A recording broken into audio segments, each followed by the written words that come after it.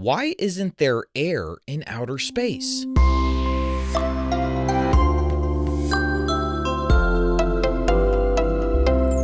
Hi, welcome to Curious Kids Every Day. I'm Josh. How are you doing today? It's so good to hear from you. Hey, have you ever seen those huge spacesuits that astronauts wear? You know, the big puffy white ones for when they go into outer space? Have you ever wondered why they wear those big things? Well, for a lot of reasons, but one of them is so that they can breathe. That's an important one. See, they have a big oxygen tank inside of the spacesuit that's providing them with fresh air. Because when you are in outer space, there is no air. If you tried to breathe in outer space, your chest would move, but your lungs would stay empty. Why doesn't outer space have air the way that we do down here on Earth? I was thinking about this question because I got an email from a curious kid named Dedalina. Dedalina wondered, why isn't there air and or gravity in space? That's a really good question, actually, because air and gravity go hand in hand here. Do you want to find out why?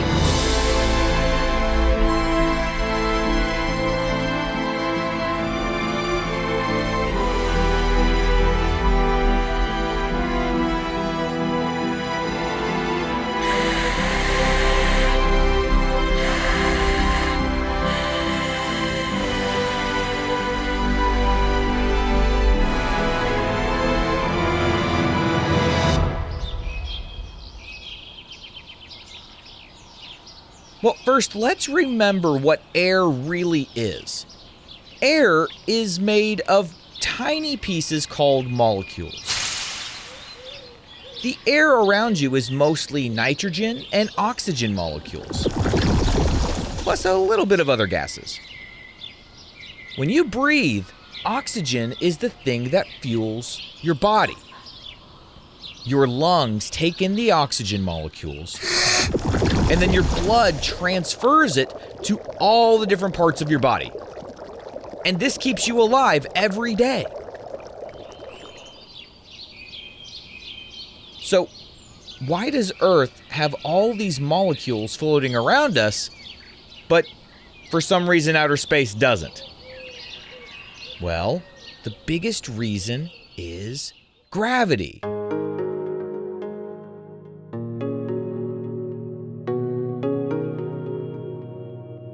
Gravity is the pulling force that's helping you right now stay on the ground. It keeps you from floating away. Earth's gravity also pulls on air molecules. So even though air is invisible, it still has weight, and gravity holds it close to the Earth.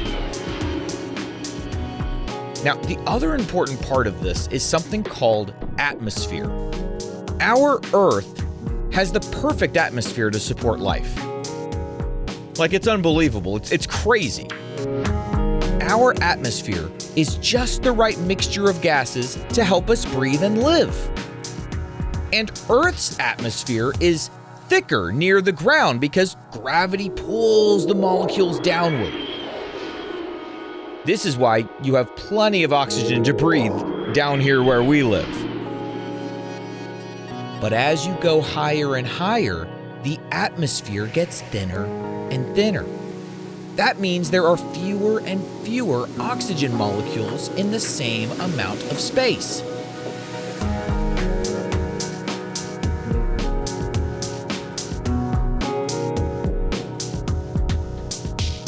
If you live somewhere up in the mountains, you probably already know this, because as you go up higher on a mountain, the atmosphere is getting thinner.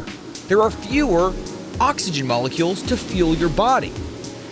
So if you want to do something where you're exerting a lot of energy, like go for a bike ride or go for a jog, If you're trying to do those things in, say, the mountains of Colorado, you actually have to be a little careful. You need to make sure you're getting enough oxygen to keep your body fueled while you exercise.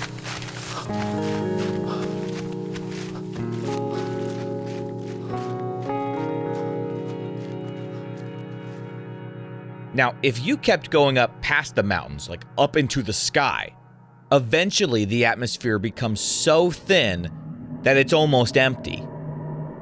And that almost empty is what we call a vacuum. No, not that kind of vacuum, though it does work in the same way. A vacuum means that there are very, very few molecules around.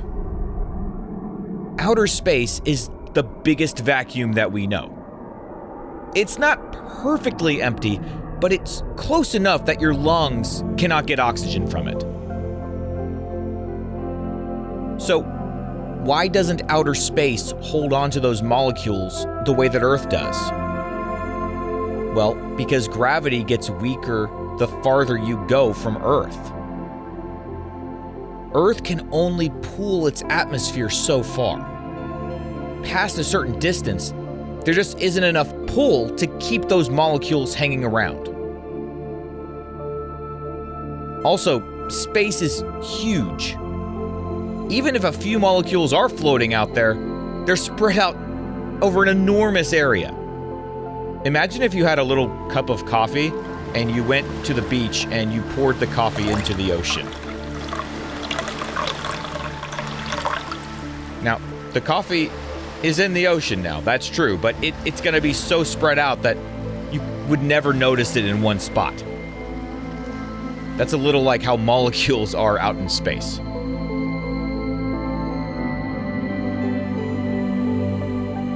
And there actually is gravity in space, but it gets weaker the farther you are from a planet.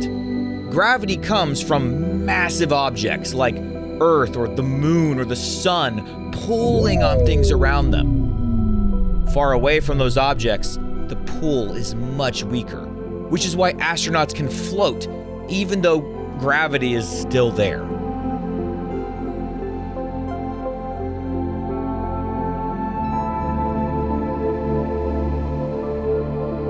So, that's why astronauts bring their own breathable air in their suits. They're stepping into a giant vacuum that isn't really meant for humans. In order to make it work, they need special tools to explore outside of our planet. Thankfully, we have those tools now. So, it's time to explore the stars.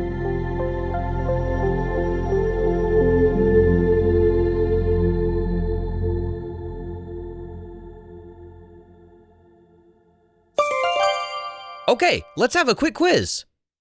What is the name for the blanket of gases around Earth?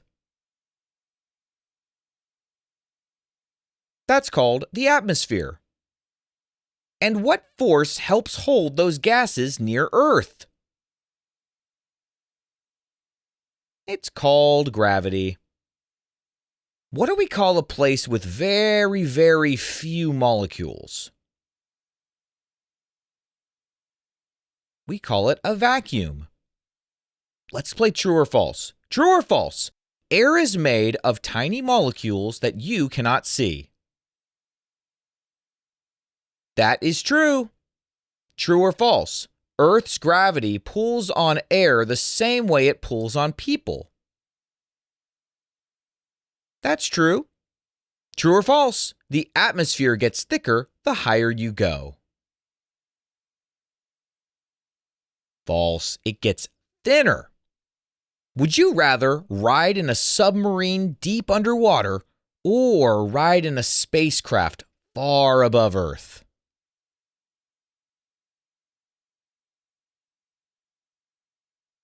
Boy, it would be really neat to be under the water that deep. Oh, but flying above the Earth, that sounds so much fun. I would love to be able to see the Earth from that perspective. So I'm going to go with the spacecraft. What about you? All right, here's a couple of rounds of what am I? What am I? You cannot see me, but you can feel what I do. I help keep the atmosphere from drifting away. And I pull things. What am I? That is gravity. All right, one more. What am I? I wrap around the Earth like a blanket.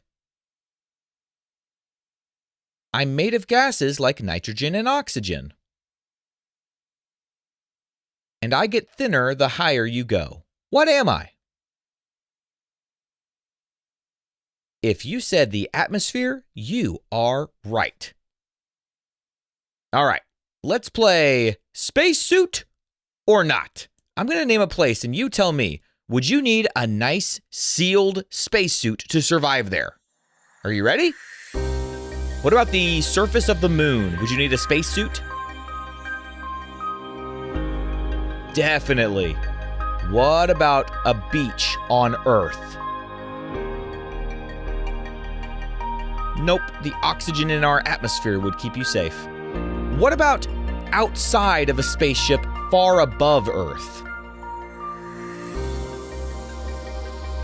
Oh yeah, definitely need a spacesuit there. What about on a high mountain on Earth? Not a spacesuit, but you do need to be careful exerting a lot of energy because the air is thinner up there. What about inside a spacecraft that has its own air system? Nope, you don't need a spacesuit there as long as the air system keeps working. Earth has a thick atmosphere because gravity holds gas molecules close. It's like an invisible blanket wrapped around our planet. But the farther you go from Earth, the thinner that blanket gets. Out in outer space, there are so few molecules that it becomes a vacuum, and there's nothing for your lungs to breathe. That is why astronauts need spacesuits with air tanks and sealed helmets. They need to be able to breathe that air, and they need to make sure that air does not escape. I am grateful for the brave explorers that leave our planet to see what things are outside of Earth. And I sure am glad that we have our planet with all these wonderful oxygen molecules here on the ground. Oxygen.